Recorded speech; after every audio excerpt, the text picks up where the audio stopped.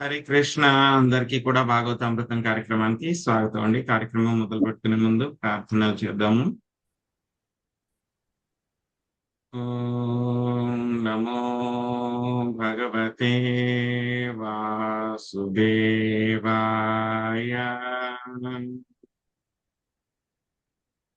ఓం నమో భగవతే వాసుదేవాయ.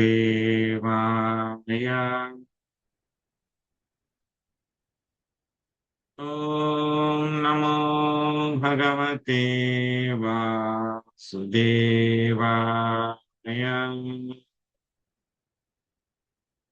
నారాయణం నమస్కృత్య నరం చైవ నరోత్తమం దేవీం సరస్వతిం వ్యాసం తదో జయముదీరయేత్. శృణ్వతాం స్వకదా కృష్ణ పుణ్యశ్రవణకీర్తనా హృదయంతస్థో హి అభద్రాణి విధునోతి సురసతాం. నష్టప్రాయేషు అభద్రేషు నిత్యం భాగవత సేవయా భగవతి ఉత్తమ శ్లోకే భక్తిర్భవతి నైష్టకీ.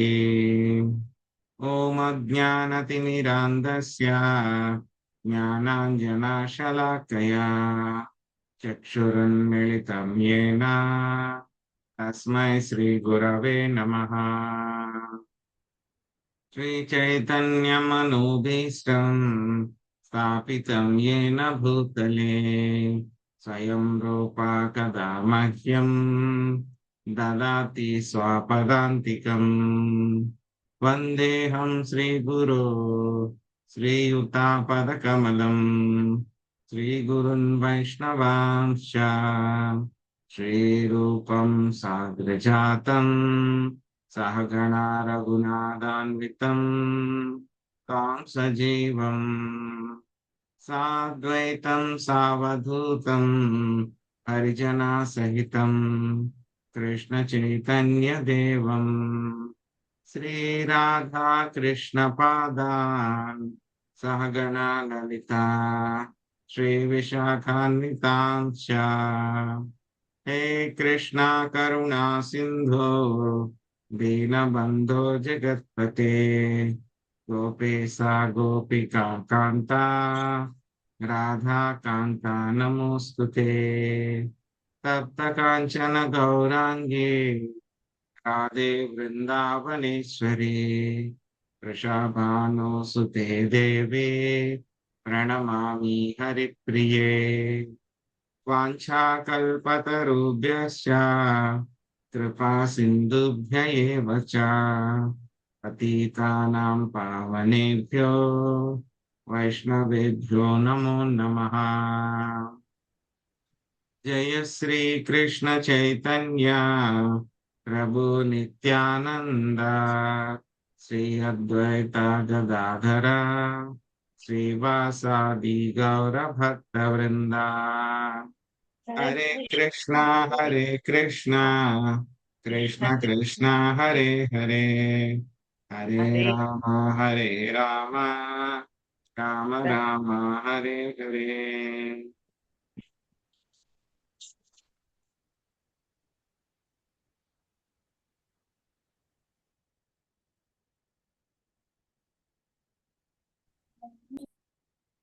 హరే కృష్ణ. సో ఈరోజు మనము हरे శ్రీమద్ कृष्ण భాగవతము. प्रभु जी दंडवत प्रणाम। हरे హరే कृष्ण प्रभु जी दंडवत प्रणामालु। హరే కృష్ణ దండవత్ ప్రణామాలు అందరికీ. हरे कृष्ण प्रभु जी दंडवत प्रणामालु। హరే కృష్ణ దండవత్ ప్రణామాలు.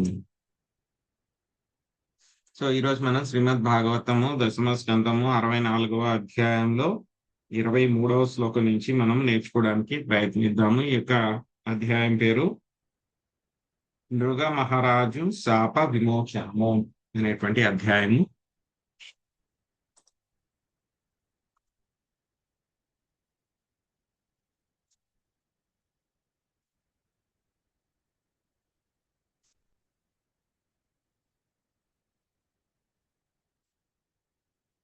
ఇరవై మూడవ శ్లోకము. పూర్వం త్వమాశుభం భుంక్షా ఉతాహో నృపతే శుభం నాంతం దానస్య ధర్మస్య పశ్యే లోకస్య భాస్వతః పూర్వం దేవా శుభం భుంజా ఇతి ప్రాహాపతేతి సహ తావద్రాక్షమాత్మానం త్రికాలా సంపతన్ ప్రభో వదానస్య తవ దాసస్య కేశవ స్మృతిర్నాద్యాపి విధ్వస్తా భవత్సందర్శనార్థినః. లక్ష్మీజీ మాతాజీ 23వ శ్లోకం అనువాదం చదవండి. అడపా శ్రీధర్ మాతాజీ 24వ శ్లోకము అనువాదం చదవండి. శాంతకుమారి మాతాజీ మీరు 25వ శ్లోకము అనువాదంలో నృగుని జీవిత లక్ష్యము కాలేదు వరకు చదవండి. వాసవి మాతాజీ ఆ తర్వాత ఆ పారాగ్రాఫ్ తర్వాత పారాగ్రాఫ్ రెండో పారాగ్రాఫ్ కంప్లీట్ చేయండి. సుబ్రహ్మణ్య ప్రభుజీ మీరు 3వ పారాగ్రాఫ్.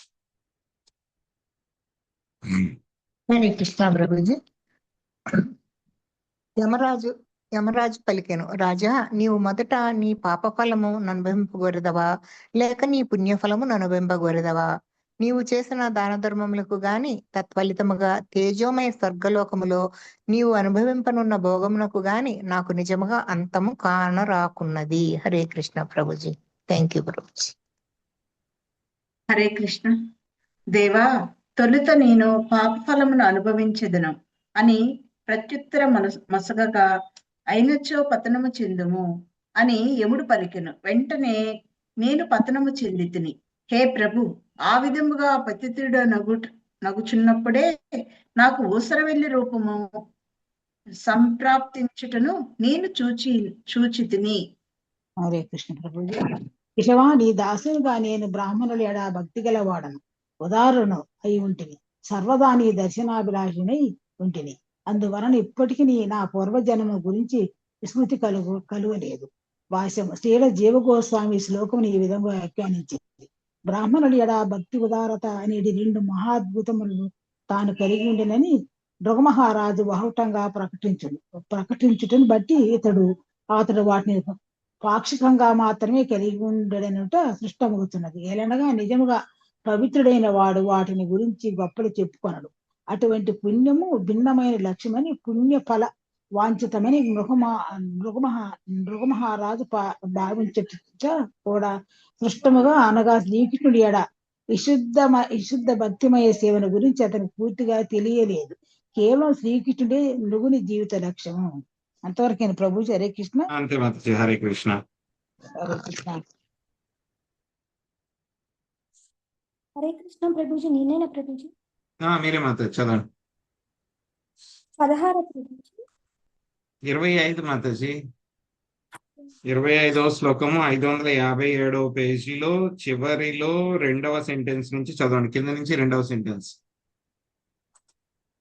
దుర్వాసముని దాని ముందు సెంటెన్స్.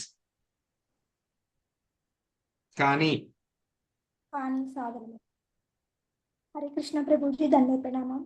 కానీ సాధన భక్తి స్థితిలోనైనా భక్త అంబరీషునికి శ్రీకృష్ణుడే జీవిత లక్ష్యమయ్యను. దుర్వాసముని కుపితుడైనప్పుడు ఎదురైన అవాంతరములను భక్త అంబరీషుడు దాటినట్లుగా మృగమహారాజు తనకి ఎదురైన అవాంతరములను దాటుట కూడా మనకు కనబడదు. అయినను ఆ రాజు ఏదో ఒక కారణం చేత భగవంతుని దర్శించగలిగెను కనుక భగవత్ సాంగత్యమును హృదయపూర్వకంగా కోరుకునడి ఈ సద్గుణమును అతడు కలిగి ఉండెనని మనం నిర్ణయింపవచ్చును. దేవాది దేవుడు శ్రీకృష్ణ భగవానుడు అనే గ్రంథమున శ్రీల ప్రభుపాదుల పైన తెలుపబడిన విశ్లేషమును ఈ విధంగా ధృవపరిచిరి. మొత్తము మీద మృగమహారాజు పూర్తి కృష్ణ భక్తి భావనను పెంపొందించుకొనలేదు. కృష్ణ భక్తి భావనాయుతుడు కృష్ణ ప్రేమను వృద్ధిపరుచుకొనునే గాని పుణ్య పాపకర్మల ఎడ ప్రేమను కాదు. అందువలన అతడు కర్మఫలమునకు లోను కాడు. బ్రహ్మ సంహిత యందు తెలుపబడినట్లు భగవత్కరుణచే భక్తుడు కర్మఫలములకు లోను కాడు. శ్రీల విశ్వనాథ చక్రవర్తి ఠాకూర్లు దీనికి క్రింది వ్యాఖ్యానము నొసగిరి. నీ దర్శనాభిలాష అయిన వాడు సుబ్రహ్మణ్య ప్రభుజీ చదవాలండి. హరే కృష్ణ. విశ్వనాథ చక్రవర్తి ఠాకూర్లు దీనికి ఈ క్రింది వ్యాఖ్యానమును సిరి. నీ దర్శనాభిలాష అయినవాడు అని నృగమహారాజు పేర్కొనినప్పుడు ఒకసారి అతడు ఒక మహాభక్తుని కలిసికొనిన సంఘటనను ఆయన సూచించుచున్నాడు. ఆ భక్తుడు భగవంతుని కొరకు తన భవ్యమైన ఆలయమును నిర్మింపగోరి ఉండెను. భగవద్గీత, శ్రీమద్ భాగవతముల వంటి గ్రంథములను కూడా పొందగోరి ఉండెను. నృగమహారాజు పరమోదారుడు కనుక వాటినన్నింటినీ ఏర్పాటు చేయగా సంతుష్టుడైన భక్తుడు ఆ రాజుతో, రాజా, నీకు భగవద్ దర్శనము కలుగాక అని ఆశీర్వదించెను. ఆనాటి నుండి నృగరాజు భగవద్ దర్శనాభిలాషి అయి ఉండెను. హరే కృష్ణ ప్రభుజీ. హరే కృష్ణ.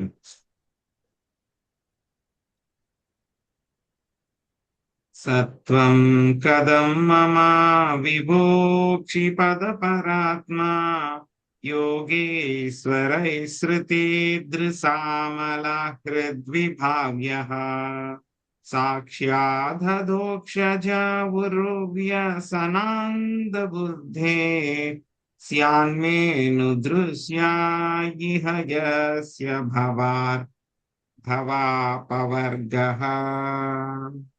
లక్ష్మీ శ్రీనివాస మాతాచార్య. హరే కృష్ణ ప్రభుజీ, దండవత్ ప్రణామాలు. ఓ పరమశక్తి సంపన్నుడా, ఇచ్చట నా నేత్రములకు నీవు గోచరించుట ఎట్లు జరిగినది? వేదములనడి ఆధ్యాత్మక చక్షువు ద్వారా యోగేశ్వరులు ఎవ్వనిని తమ హృదయములలో ధ్యానింతురో అట్టి పరమాత్ముడవు నీవు. అదోక్షజుడా అయినచో భౌతిక జీవన తీవ్ర క్లేశములచే అందబుద్ధి కలవాడనైన నాకు నీవు ఎట్లు సాక్షాత్తుగా దర్శనమించితివి? ఈ జగత్తులో భౌతిక బంధము తొలగిన వాడే నిన్ను చూడగలడు. భాష్యం. ఊసరవెల్లి దేహంలోనైనను నృగమహారాజు తన పూర్వజన్మను గుర్తించుకొనగలిగెను. భగవాను దర్శించడి అవకాశం ఇప్పుడు కలిగినది కనుక తాను ఆ దేవదేవుని విశేష కరుణను పొందితినని అతడు తెలుసుకొనగలిగాను. హరే కృష్ణ ప్రభుజీ, ధన్యవాదాలు. దేవదేవా జగన్నాథ గోవింద పురుషోత్తమ నారాయణ హృషికేశ పుణ్యశ్లోకాచ్యుతావ్యయ అనుజానీహి మాం కృష్ణ యాంతం దేవాగతిం ప్రభో యత్ర క్వాపి సతశ్చేతో భూయాన్మే త్వత్పదాస్పదం. కుశలమాతాజీ, మీరు అనువాదం చదవండి, ఆ తర్వాత భాష్యము గీత కుశలమాతాజీ. ఏనాం ప్రభుజీ? 27, 28. హరే కృష్ణ ప్రభుజీ. సుశీల మాతాజీ ప్రభుజీ. సుశీల మాతాజీ చెప్పండి. హరే కృష్ణ ప్రభు. ఓ దేవదేవ జగన్నాథ గోవింద పురుషోత్తమ నారాయణ హృషికేశ పుణ్యశ్లోకుడ అచ్యుత అవ్యయుడ కృష్ణ దేవతాలోకములకు వెళ్ళటకు నాకు అనుమతి నొసగుము. హే ప్రభు, నేను ఎచ్చట నివసించినను నా మనసు సర్వదా నీ పాదములని ఆశ్రయించుండు. హరే కృష్ణ. హరే కృష్ణ. హరే కృష్ణ ప్రభుజీ. భాష్యం. శ్రీల విశ్వనాథ్ చక్రవర్తి ఠాకూర్లు ఈ శ్లోకమును ఈ విధంగా వ్యాఖ్యానించిరి. భగవత్కరుణను బడిసి తన శ్రద్ధ దృఢతరము కాగా ఆ విధంగా దాసపదము లభించగా నృగమహారాజు భగవానుని యొక్క నామములను ఉచ్చరించుచు స్తుతించిన పిదప సెలవు తీసుకొనుటకు అనుమతి నడిగెను. అతని స్తుతి అంతలి భావము ఇట్లున్నది: నీవు దేవదేవుడువు, జగన్నాథుడు కనుక నాకు కూడా నాదుడవు అగుము. ఓ గోవింద, ఏ కరుణా దృష్టిచే నీవు గోవులను పరుచుచుంటివో దానిచేతనే నన్ను నీ సొత్తుగా చేసుకొనుము. నీవు పురుషోత్తముడవు కనుక దీనిని చేయగలవు. ఓ నారాయణ, నీవు సకల జీవనాధారుడవు కనుక నేను హీన జీవునుడైనను నీవే నాకు ఆధారమగుదువు గాక. ఓ ఋషికేశ, నా ఇంద్రియములను నీవిగా చేసుకొనుము. పుణ్యశ్లోకుడా, నీవిప్పుడు మృగోద్ధారకుడు అని ప్రసిద్ధి చెందితివి. ఓ అచ్యుత, నా మనసు నుండి దూరముగా పోకుము. ఓ అవ్యయుడా, నా మనస్సులో నీవెప్పుడు నశింపకుందువు గాక. గొప్ప భాగవత వ్యాఖ్యాతి అయిన శ్రీల విశ్వనాథ్ చక్రవర్తి ఠాకూర్లు ఈ శ్లోకమును ఈ విధంగా వ్యాఖ్యానించిరి. హరే కృష్ణ.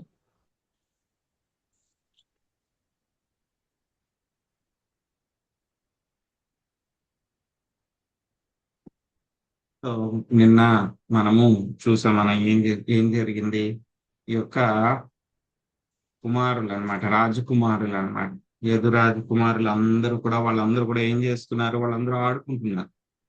సో ఆడుకుంటూ ఉంటే కనుక ఏమైంది, వాళ్ళకి దప్పిక కలిగింది అనమాట. దప్పిక కలిగితే ఒక బావిలోకి వెళ్ళి అక్కడ నీళ్లు తాగుదామని చూశారు.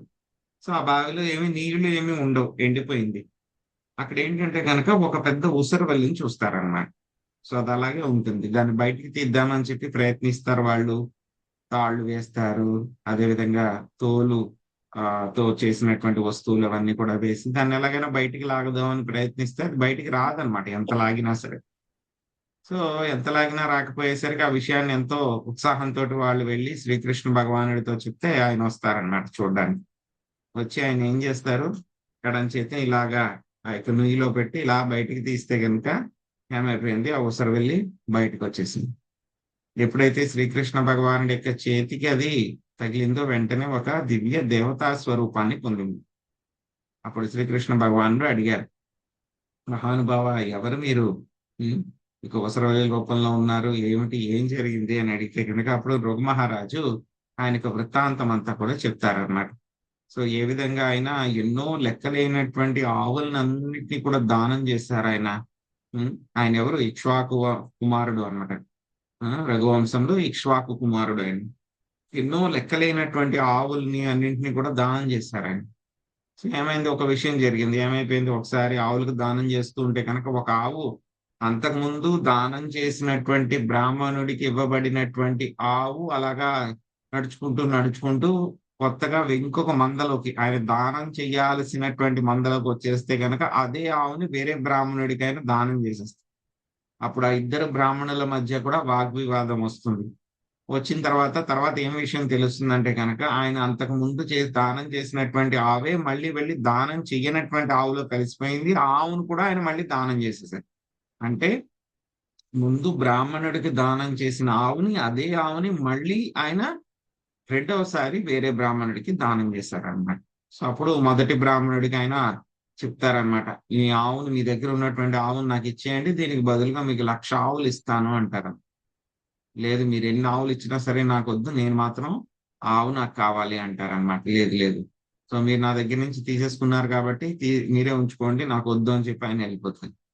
సో రెండవ బ్రాహ్మణ్ణి తీసుకోమంటే కనుక, మీరు ఎవరికో దానం చేసినటువంటి ఆవుని నేనెందుకు తీసుకుంటాను, ఆవు నాది కానే కాదు, మీకు ఆవును దానం చేసే అర్హత లేదు అని చెప్పేసి ఆయన కూడా అక్కడే ఆవును వదిలేసి వెళ్ళిపోతారనమాట. సో ఆయన ఎంతో ప్రాధేయపడతారనమాట వాళ్ళిద్దరికి కూడా, మీరు ఈ విధంగా చేయటం మూలంగా నేను నరకానికి వెళ్ళవలసి ఉంటుంది, నా మీద దయచేసి మీరు ఈ విధంగా నాకు సాయం చేయండి, లేకపోతే నేను నరకానికి వెళ్తానని చెప్పినా సరే ఇద్దరు బ్రాహ్మణులు కూడా ఒప్పుకోరన్నమాట. ఒప్పుకోకుండా ఆవును వదిలేసి వాళ్ళు వెళ్ళిపోతారు. సో ఇదంతా అయిపోయిన తర్వాత ఏమవుతుంది, ఆయన చనిపోయిన తర్వాత అప్పుడు మళ్ళీ యమధర్మరాజు దగ్గరికి తీసుకుని వెళ్ళి ఆయన్ని ప్రజెంట్ చేస్తారండి. తీసుకుని వెళ్ళినప్పుడు ఆయన అడుగుతారనమాట. చూస్తే కనుక యమధర్మరాజు ఆయనతో మాట్లాడతారనమాట. నీ యొక్క పుణ్యము ఎంత ఉంది అంటే కనుక ఈ లిస్ట్ లో చూస్తే కనుక నీకు ఎన్ని సంవత్సరాలు నువ్వు స్వర్గంలో అనుభవించాలి అనేటువంటి దానికి నాకు ఎండ్ కనపట్లేదు, అంత పుణ్యం చేసుకున్నాను. కానీ ఏంటంటే కనుక కొంచెం పాపం కూడా ఉంది నీకు. ముందుగా నువ్వు పాపం అనుభవిస్తావా, పుణ్యం అనుభవిస్తావా, నీకేం కావాలి అని చెప్పని అడుగుతారు. అడిగితే కనుక రుగమహారాజు అంటారు, నాకు ముందు పాపాన్ని అనుభవించేస్తాను నేను, ఆ తర్వాత పుణ్యం ఎంత ఉందో అది ఎలాగ తర్వాత చూసుకుంటా అంటే, అలాగే జరుగు, అయితే నువ్వు పతనం చెందు అంటారనమాట. చెందితే కనుక వెంటనే ఏమైపోతుంది, రుగమహారాజు ఒక తన శరీరము ఒక ఊసరవెల్లి రూపాన్ని మారిపోవడం కూడా ఆయన చూశారనమాట. తన శరీరం ఏమైపోయింది, మెల్లగా రుగమహారాజు శరీరం నుంచి ఊసరవెల్లి శరీరం అయిపోయింది అన్నమాట. కానీ ఏంటంటే కనుక ఆయనకి పూర్వజన్మ ఎంతో పుణ్యం చేసుకున్నారు కదా ఆయన, ఆ గత జన్మ స్మృతి అంతా కూడా ఉందన్నమాట, నేను రుగమహారాజుని అని చెప్పేసి. సో ఎప్పుడైతే కనుక ఇదంతా కూడా చెప్పిన తర్వాత ఇక్కడ శ్రీకృష్ణ భగవానుడు అడిగారు ఇవన్నీ కూడా, అందుకని ఆయన చెప్పుకుంటూ ఉన్నారు. సో నేను మీ యొక్క దాసుణ్ణి, బ్రాహ్మణుల పట్ల భక్తి కలవాడిని, ఉదారుణ్ణి అయి ఉన్నాను నేను. ఎప్పుడు కూడా మీ యొక్క దర్శనాన్ని కావాలి అని చెప్పి కోరుకున్నాను నేను. అందుచేతనే ఏమైంది, నాకు పూర్వజన్మను గురించినటువంటి జ్ఞాపక శక్తి ఇంకా ఉంది, నేను పూర్వజన్మను గురించి మర్చిపోలేదు నేను అని చెప్పేసి ఆయన చెప్తున్నారనమాట. సో ఇక్కడ మనకి ఆచార్యులు రకరకాలుగా చెప్తూ ఉన్నారనమాట.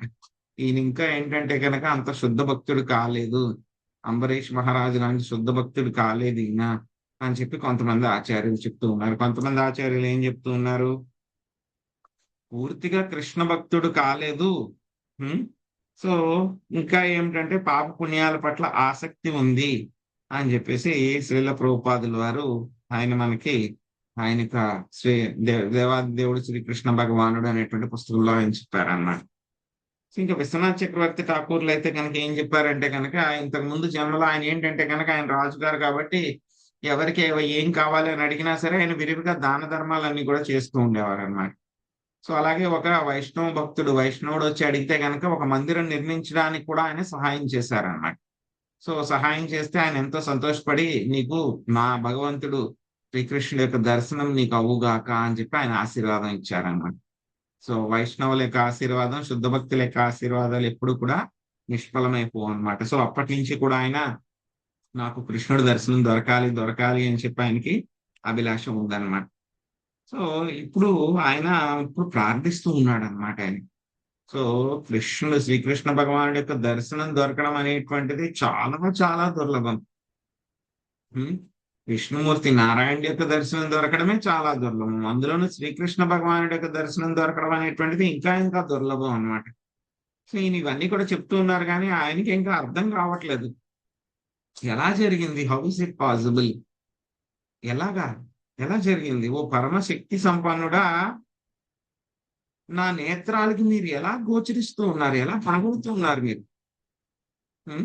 గొప్ప గొప్ప యోగేశ్వరులు కూడా వాళ్ళ హృదయాల్లో నిన్ను ధ్యానిస్తూ ఉంటారు వాళ్ళు. సో నేనైతే కనుక భౌతిక జీవనంలో రకరకాలైనటువంటి విషయాల్లో పడిపోయి, పాపపుణ్యాలు కర్మలు వీటిల్లో పడిపోయి ఉన్నటువంటి అందబుద్ధి కలిగినటువంటి వాడిని. అంటే నాకు అసలు కళ్ళే లేవు, నాకు పూర్తిగా నా కళ్ళు మూసుకుపోయి ఉన్నాయి. అటువంటి నాకు మీరు సాక్షాత్తు ఏ విధంగా దర్శనం ఇచ్చారు? మీరు ఎవరికి దర్శనం ఇస్తారు? ఇక భవబంధాల నుంచి ముక్తి పొందినటువంటి వాళ్ళకి మాత్రమే మీరు దర్శనం ఇస్తారు. కానీ నేను ఈ బంధాల్లో పూర్తిగా ఇరుక్కుపోయినటువంటి వాడిని, నాకు మీరు ఎలా దర్శనం ఇచ్చారు, ఎలాగా ఇది జరిగింది అని చెప్పి శ్రీకృష్ణ భగవాను ఆయన స్తోత్రం చేస్తూ ఉన్నారు. ఏమైనా స్తోత్రం చేస్తున్నారు? దేవదేవా జగన్నాథ గోవింద పురుషోత్తమ. దీనికి అర్థం ఏమిటి? మనకి విశ్వనాథ్ చక్రవర్తి ఠాకూర్ గారు చెప్తూ ఉన్నారు, ఆయన యొక్క భావం ఏంటి అనేది చెప్తూ ఉన్నారు. సో దేవదేవ, నువ్వు దేవాది దేవుడవయ్యా, జగన్నాథ, మొత్తం అన్నిందరికీ కూడా నువ్వు నాథుడవు, కాబట్టి నాకు కూడా నువ్వు నాథుడవే. ఇంకేం చెప్తూ ఉన్నారు ఆయన? గోవింద పురుషోత్తమ. గోవింద అంటే కనుక ఏమిటి? ఆయన ఆనందం కలిగిస్తూ ఉంటారు ఎవరికి? ఆవులకి, అదే విధంగా ఇంద్రియాలకి, రెండింటికి కూడా ఆనందం కలిగించినటువంటి వాడు అనమాట. సో ఏ విధంగా అయితే కనుక నీ యొక్క కరుణా దృష్టితోటి ఆవులని సమూహపరుస్తూ ఉన్నావో, అదే విధంగా నన్ను కూడా నీ యొక్క ప్రాపర్టీ, సొత్తు కింద చేసుకోవయ్యా. నువ్వేంటంటే కనుక పురుషోత్తముడివి, కాబట్టి నువ్వు ఈ పనులన్నీ కూడా చక్కగా చేయగలవు. ఎలాగైతే కనుక నారాయణుడి కింద మొత్తం సకల జీవులందరినీ కూడా పోషిస్తూ ఉన్నావో, అదే విధంగా హీన జీవుడినైనటువంటి నాకు కూడా నువ్వు పోషించు.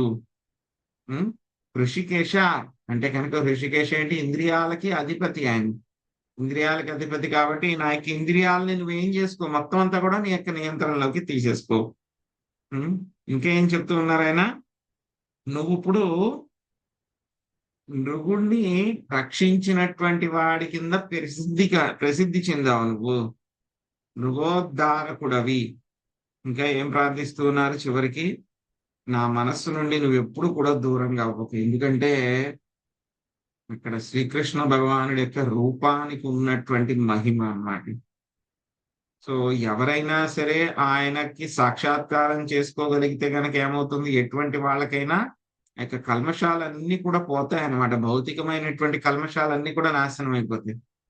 మనం చూస్తాం ధ్రువ మహారాజ్ కూడా అప్పటిదాకా కూడా ఎంతో దృఢ నిశ్చయంతో ఉన్నారు. ఏమని, మా యొక్క తాతగారి కంటే కూడా ప్రపితామహుడు బ్రహ్మగారి కంటే కూడా నాకు ఎంతో అత్యుత్తమమైనటువంటి రాజ్యం కావాలి, నేను రాజును అవ్వాలి అని చెప్పేసి ఆయన కోరుకున్నారు.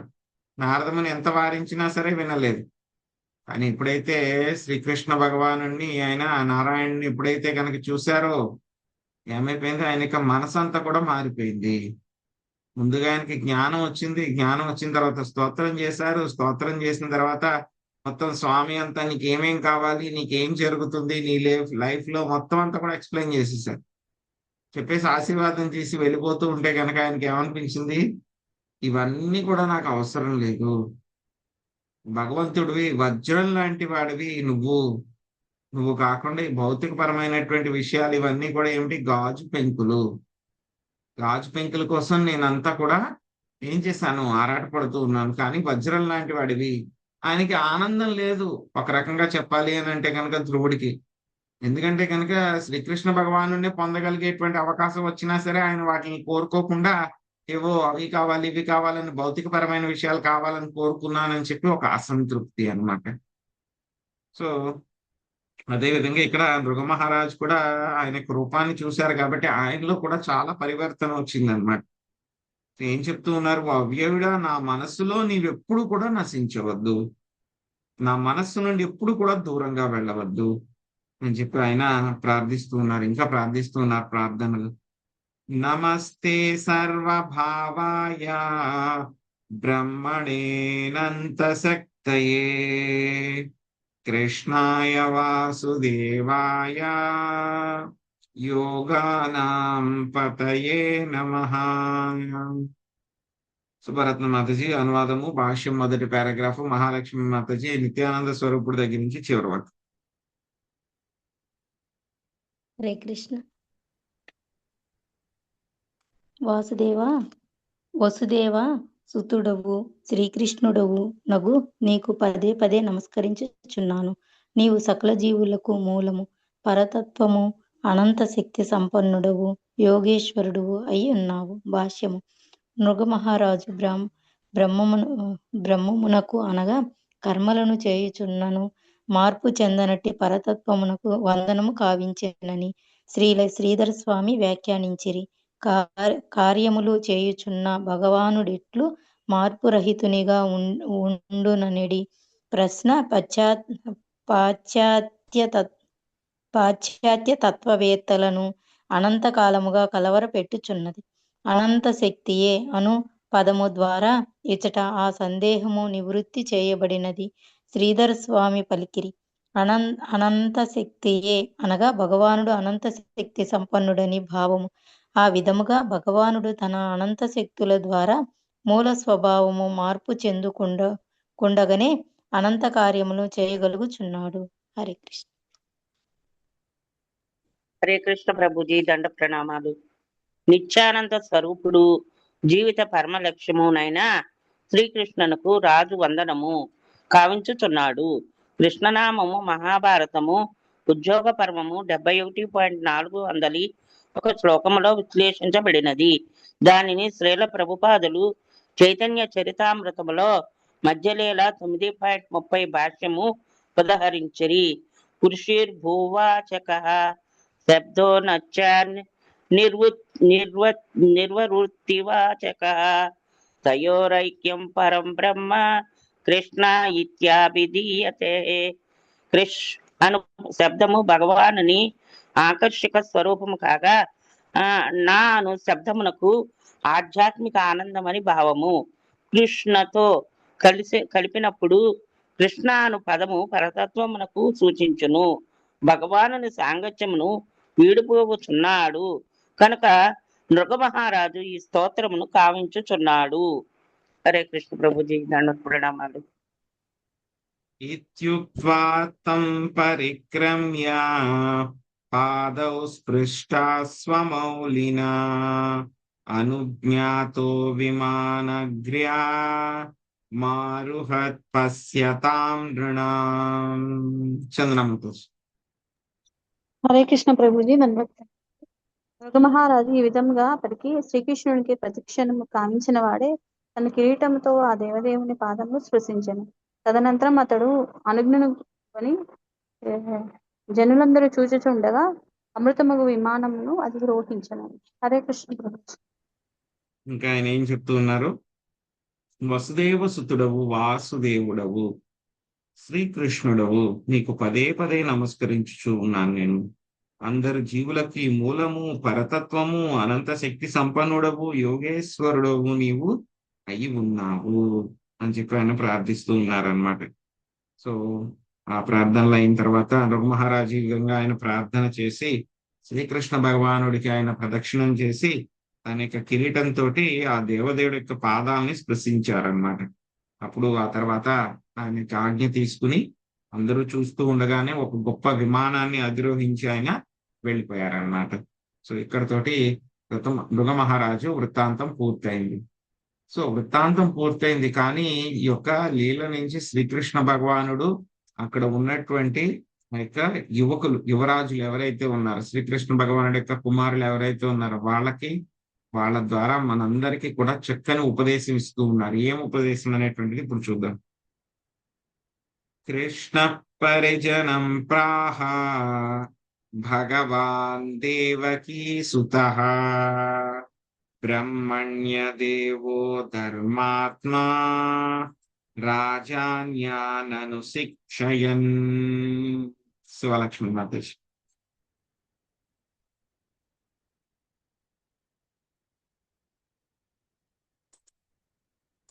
హరే కృష్ణ ప్రభుజీ.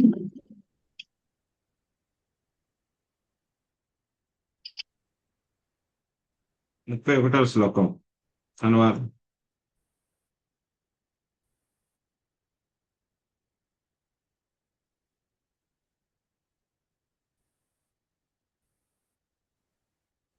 చదవగలరా మాతాజీ?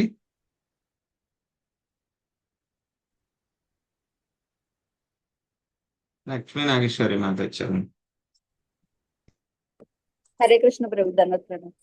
దేవకీసుతుడకు బ్రాహ్మణుడు ఎడ విశేషమగు భక్తిని కలిగిన వాడు ధర్మస్వరూపుడైన శ్రీకృష్ణుడు పెదప తన వారితో పలికి ఈ విధముగా రాజవంశమునకు బోధ కావించను. హరే కృష్ణ. దుర్జరంబత బ్రహ్మస్వం భుక్తమగ్నేర్మనాగపి తేజీయాసోపి కిముత రాజ్ఞామీశ్వరమానినా. శ్రీదేవి.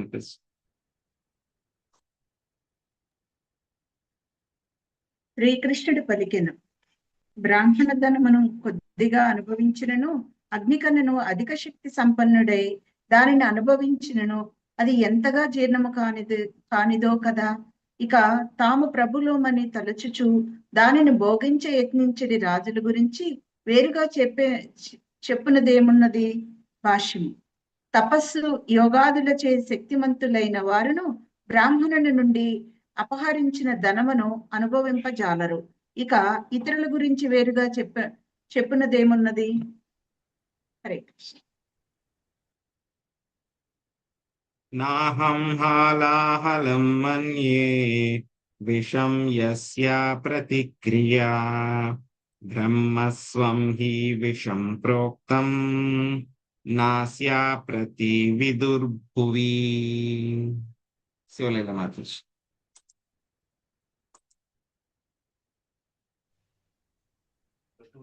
నేను హాలాహలమును నిజమైన విషమని భావించను, ఎందుకనగా దానికి ప్రతిక్రియ ఉన్నది.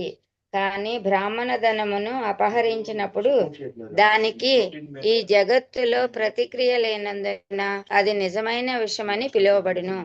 భాష్యము. అనుభవించగలనని తలచుచు బ్రాహ్మణ ధనమును హరించువాడు నిజముగా అత్యంత ప్రాణాంతకమైన విషమును పానము చేసిన వాడే అగును. హినంతి విషమత్తారం వహ్నిరద్ధి ప్రసామ్యతి కులం సమూలం దహతి బ్రహ్మస్వరాణి పావకః. మల్లేశ్వరి మాతజీ అనువాదం చదవండి. భాష్యము హరిత మాతజీ. హరే కృష్ణ ప్రభుజీ దండ ప్రణామములు. విషము కేవలము తాను పానము చేసిన వ్యక్తినే నశింపచేయును. సాధారణ అగ్నిని నీటితో చల్లార్చవచ్చును, కానీ బ్రాహ్మణ ధనం అనే కాష్టమును రగిలించగా ప్రజ్వరిల్లిన అగ్ని ఆ ధనమును హరించిన వాని సమస్త కులమును సమూలముగా దహించి వేయును. హరే కృష్ణ. హరే కృష్ణ ప్రభుజీ. నేనా ప్రభుజీ? హరిత page number Prabhuji. Sorry, page number 563.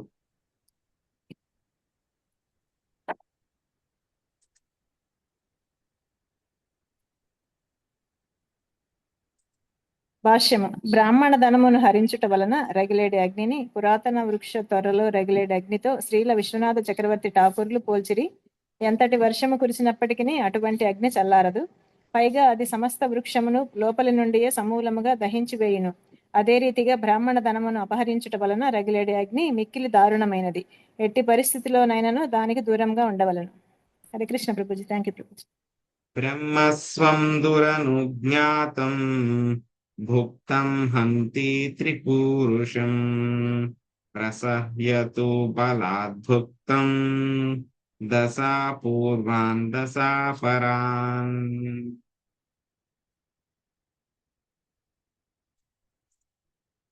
Hare Krishna Prabhuji. నేను చదవలేదు.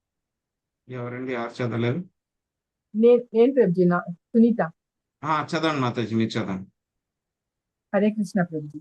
అనుమతిని తీసుకొనకుండగా బ్రాహ్మణ ధనమును ఎవడేని అనుభవించినచో అది వాని 3 తరములను నశింపచేయును. కానీ అతడు బలవంతముగా దానిని తీసుకొనినచో లేదా ప్రభుత్వాదుల సహాయంతో దానిని హరించినచో వాని వెనుకటి 10 తరముల వారు ముందటి 10 తరముల వారు అందరూ నశింతురు. భాష్యము.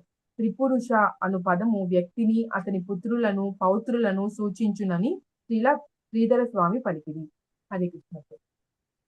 రాజానో లాజ లక్ష్మ్యాంధా నాత్మా పాతం విచక్షతే నిరయం ఏభిమన్యంతే బ్రహ్మస్వం సాధు బాలిసాః.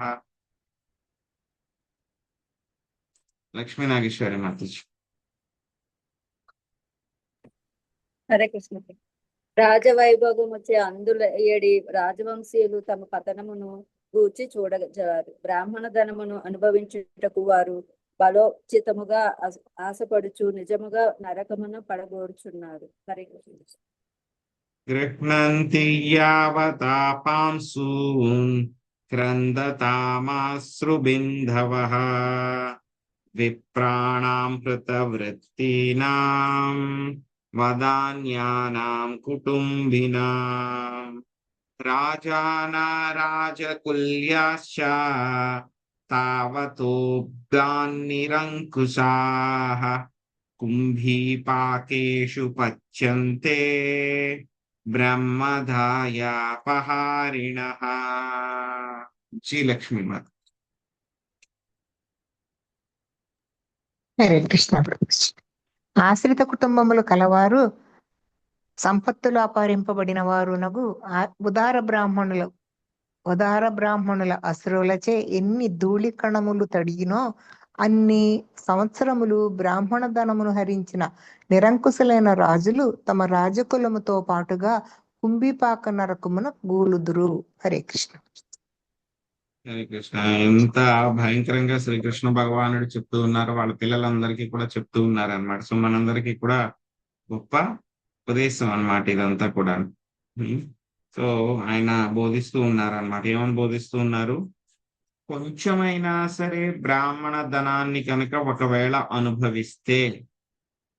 అనుభవించడానికి ప్రయత్నించినటువంటి వాడు అగ్ని కంటే కూడా చాలా శక్తివంతుడైనా సరే అటువంటి వ్యక్తి కూడా జీర్ణం చేసుకోలేడు. బ్రాహ్మణ యొక్క ధనాన్ని జీర్ణం చేసుకోలేడు. ఎంత శక్తివంతులైనా సరే బ్రాహ్మణ ధనాన్ని అపహరిస్తే గనక వాటిని అనుభవించలేడు. అలాంటిది మామూలు రాజులు మేమే ప్రభువులు అని చెప్పి తలుచుకుంటూ అనుభవించడానికి ప్రయత్నించేటువంటి వాళ్ళ యొక్క సంగతి ఏమిటి? భృగు మహారాజు ఎన్నో ఎన్నో పుణ్యకర్మలు చేశాడు, ఆయన లెక్కలేదు. అయినా సరే ఏమైంది? ఒక్క తప్పు చేసిన మూలంగా ఆయన ఉసర వెల్లి కింద మళ్ళీ ఇంకొక జన్మ తీసుకోవాల్సి వస్తుంది అన్నమాట. ఇక్కడ దేంతో పోలుస్తున్నారు? బ్రాహ్మణ ధనాన్ని అపహరించడం అనేటువంటి విషయము ఒక పెద్ద విషంతో పోలుస్తూ ఉన్నారు అన్నమాట. నేను హాలాహలాన్ని కూడా నేను విషయంగా భావించాను. అన్నిటికంటే కూడా చాలా శక్తివంతమైనటువంటి విషయం ఏమిటి? హాలాహల అన్నమాట. దాన్ని కూడా నేను విషయంగా భావించాను. ఎందుకంటే కనుక అది వెంటనే రియాక్షన్ ఇచ్చేస్తుంది అది. కానీ బ్రాహ్మణ ధనాన్ని అపహరించినప్పుడు దాని యొక్క రియాక్షన్ ఎంత ఉంటుంది అని చెప్పి చెప్పలేము. ఏం చేస్తుంది? అటువంటి విషము విషం అయితే కనుక కేవలం ఎవరైతే కనుక విష సేవనం చేశారో వాళ్ళనే నాశనం చేస్తుంది. విషాన్ని ఇంకా కావాలంటే కనుక అగ్నిని నీళ్లు వేస్తే కనుక చల్లార్చవచ్చు. కానీ బ్రాహ్మణ ధనాన్ని ఎవరైతే కనుక అపహరిస్తారో వాళ్ళు హరించినటువంటి వాళ్ళని ఏం చేస్తుంది? మొత్తము వాళ్ళ యొక్క కులం మొత్తాన్ని కూడా నాశనం చేసేస్తుంది. కొన్నిసార్లు ఏమవుతుందంటే కనుక కొన్నిసార్లు చెట్టు లోపల ఒక్కొక్కసారి అగ్ని ప్రజ్వరిల్తూ ఉంటుంది అన్నమాట త్వరల్లో. అలాంటప్పుడు అటువంటి చెట్టు ఏమవుతుంది? బయట నుంచి ఎంత వర్షం పడినా సరే లోపల ఉన్నటువంటి అగ్ని పోదన్నమాట. అప్పుడు ఏమవుతుంది? మొత్తం చెట్టు లోపల నుంచి సమూలంగా నాశనం అయిపోతుంది. అలాగే ఎవరైతే కనుక బ్రాహ్మణ ధనాన్ని అపహరించారో వాళ్ళ యొక్క పరిస్థితి కూడా అలాగే ఉంటుంది. ఇంకేం చేస్తుంది అది? అనుమతి తీసుకోకుండా ఎవరైనా అనుభవించడానికి ప్రయత్నిస్తే 3 తరాల్ని నాశనం చేసేస్తుంది. అదే బలవంతంగా తీసుకుంటే కనుక ఏమవుతుంది? ముందు 10 తరాలు, వెనకాల 10 తరాలు వాళ్ళందరూ కూడా నాశనం అయిపోతారు. ఎవరైతే కనుక బ్రాహ్మణ ధనాన్ని అపహరించాలి అని కోరుకుంటారో వాళ్ళందరూ కూడా చిన్న పిల్లలలాగా మళ్ళీ నరకంలోకి వెళ్ళడానికి వాళ్ళు సిద్ధమైపోతూ ఉన్నారు. ఎవరైతే కనుక ఈ విధంగా బ్రాహ్మణ ధనాన్ని అపహరించారో వాళ్ళ కన్నీళ్లు కనుక భూమి మీద పడితే కనుక ఎన్ని కణాలైతే కనుక ఆ కన్నీళ్లతో తడిచాయో అన్ని సంవత్సరాలు వాళ్ళు కుంభిపాకము అనేటువంటి నరకంలో వాళ్ళు ఉండాల్సి వస్తుంది. స్వదత్తాం పరదత్తాం వా బ్రహ్మ వృత్తిం హరేచ్ఛయః 60 వర్షా సహస్రాణి విష్టాయాం జాయతే కృమి. లక్ష్మీ శ్రీనివాస మాతాజీ. హరే కృష్ణ ప్రభుజీ. తాను వసగనిదే గాని ఇతరులు వసిగినదే కాని బ్రాహ్మణ ధనమును అపహరించు వ్యక్తి 60,000 సంవత్సరములు మలములో క్రిమిగా జన్మించును. హరే కృష్ణ ప్రభుజీ.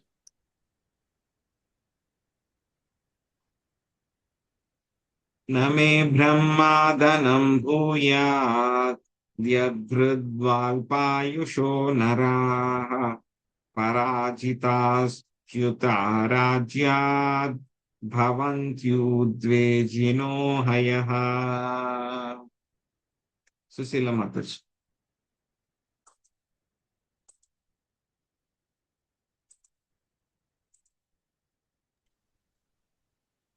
బ్రాహ్మణుల ధనము నేనెప్పుడూ కోరను. దానిని ఆశించు వారు అల్పాయుష్కులు, పరాజితులు నగుదురు. వారు తమ రాజ్యములను కోల్పోయి ఇతరులకు కష్టమును కలుగజేసడి సర్పములుగా అగుదురు. హరే కృష్ణ ప్రభు. ధన్యవాద ప్రణామ్. విప్రం కృతాగసమపి నైవ దృహ్యత మామకాః గ్నంతం బహూసపంతం వా నమస్కురుత నిత్యసః. శ్రీదేవి మాతాజీ.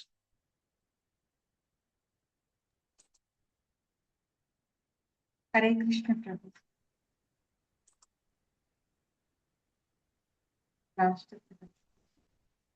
బంధువులారా, పాపి అయినను బ్రాహ్మణుని ఎడ కఠినముగా వర్తించరాదు.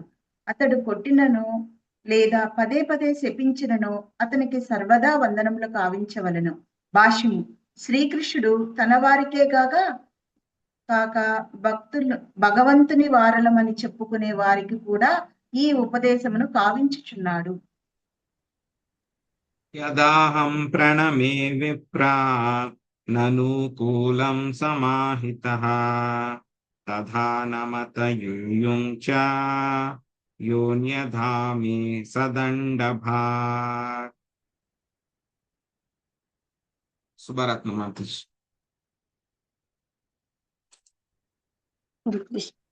సర్వదా నేను జాగ్రత్తగా బ్రాహ్మణులకు ప్రణమిల్లెడి రీతి మీరందరూ వారికి ప్రణమిల్లవలెను. దీనికి వ్యతిరేకముగా వర్తించు వానిని నేను దండించదును. బ్రహ్మణార్థో హ్యపహృతో హర్తారం పాతయత్యదః అజానంతామపి హ్యేనం మృగం బ్రాహ్మణ గౌరివా. పద్మిని మాతాజీ.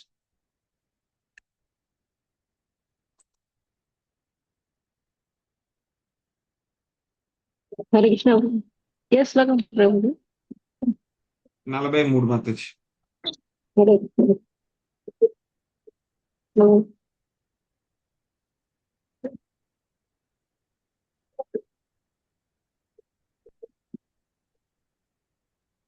566 మాతాజీ, పేజ్ నెంబర్. హరే కృష్ణ. దండ ప్రణామాలకు. బ్రాహ్మణ గోవు మృగ మహారాజును పతనము కావించినట్లు బ్రాహ్మణ ధనము తెలియక అపహరింపబడినను దాన్ని తీసుకున్న వ్యక్తిని అది నిక్కముగా పతితుని కావించును. Thank you. భాష్యం. ప్రపాద వరకు. మృగ మహారాజు ఈ విషయముల నిశ్చయంగా కనపడినట్లు తన ఉపదేశము సిద్ధాంతపరమైనది కాగా వాస్తవమైనదని భగవానుడు ఇచ్చట చూపుచున్నాడు. ఏవం విశ్రావ్య భగవాన్ ముకుందో ద్వారకౌకసః పావనః సర్వలోకానాం వివేశా నిజ మందిరం. సుబ్రహ్మణ్య ప్రభుజీ. హరే కృష్ణ ప్రభుజీ. సర్వలోక పావనుడగు ముకుందుడు ఆ విధముగా ద్వారకావాసులకు బోధ కావించి తన మందిరమున ప్రవేశించెను. శ్రీమద్ భాగవతమునందలి మృగమహారాజు శాప విమోచనము అను దశమ స్కందంలోని 64వ అధ్యాయమునకు కృష్ణ కృపామూర్తి శ్రీ శ్రీలయేసి భక్తి వేదాంత స్వామి ప్రభుపాదుల వారి వినమ్ర శిష్య ప్రణీతమగు భాష్యము సమాప్తము. హరే కృష్ణ హరే కృష్ణ కృష్ణ కృష్ణ హరే హరే హరే రామ హరే రామ రామ రామ హరే హరే.